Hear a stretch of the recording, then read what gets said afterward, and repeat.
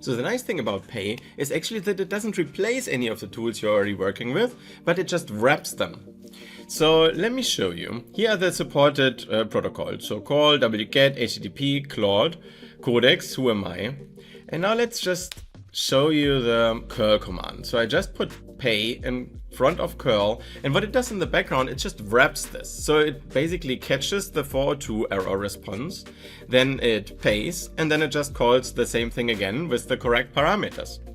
So let me show you like some of the other ones. So I can also use HTTP get, for example, and this one nicely prints me the headers here, and I also can see the payment receipt.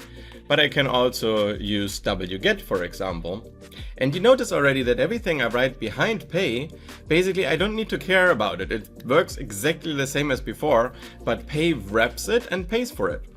And yeah, now before we put this into the Pay in front of our Claude agent, let's look how we can discover all the different services that are available.